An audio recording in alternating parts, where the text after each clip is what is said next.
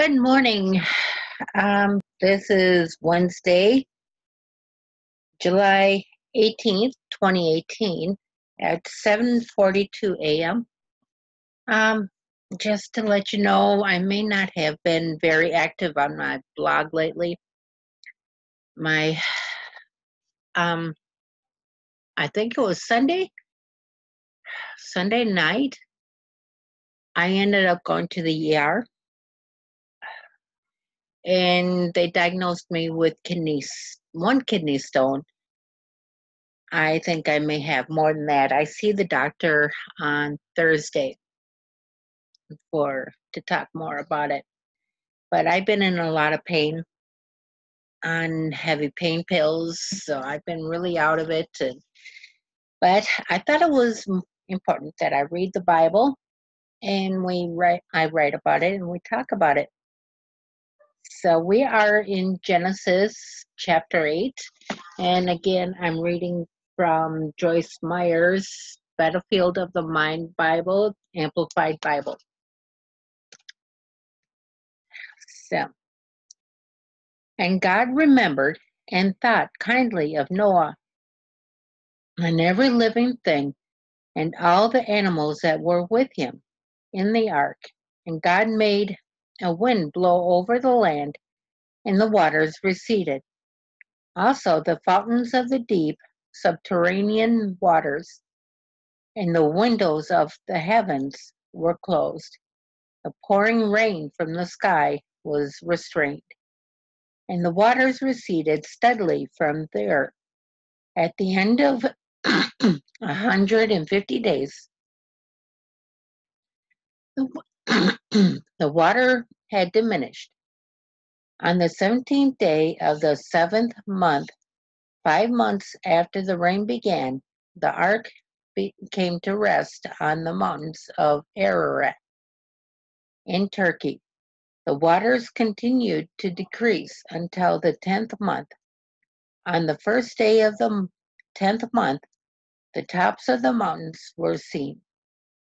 At the end of another 40 days, Noah opened the window of the ark which he had made, and he sent out a raven which flew here and there until the waters were dried up from the earth. Then Noah sent out a dove to see if the water level had fallen below the surface of the land.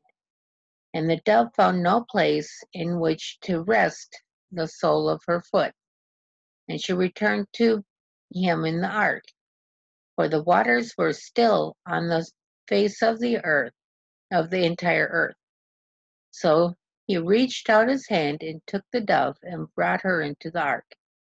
He waited another 7 days and again sent the dove out from the ark.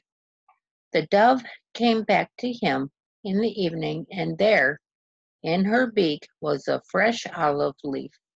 So Noah knew that the water level had subsided from the earth. Then he waited another 7 days and sent out the dove, but she did not return to him again. Now in the 601st year of Noah's life, on the first day of the first month, the waters were drying up from the earth.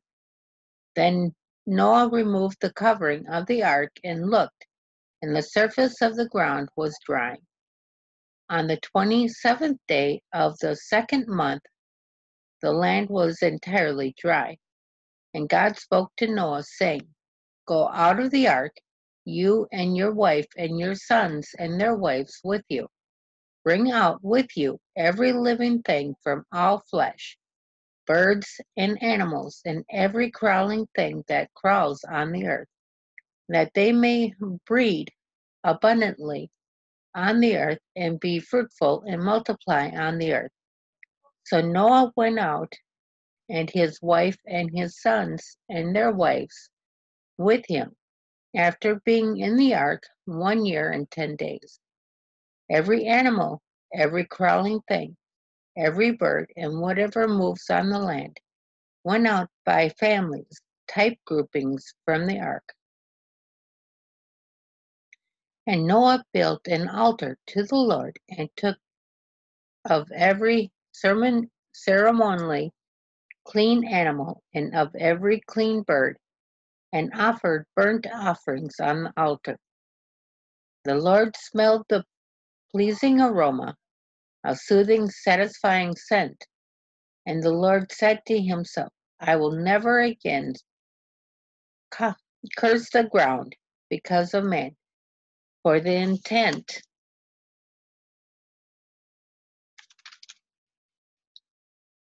strong inclination, desire of man's heart is wicked from his youth. I will never again destroy every living thing as I have done. While the earth remains, seed time and harvest, cold and heat, winter and summer, and day and night shall not cease. So that's the end of chapter 8. Thank you for listening and reading my blog. I will see you again next week. Have a wonderful week. Have a wonderful week. Sorry.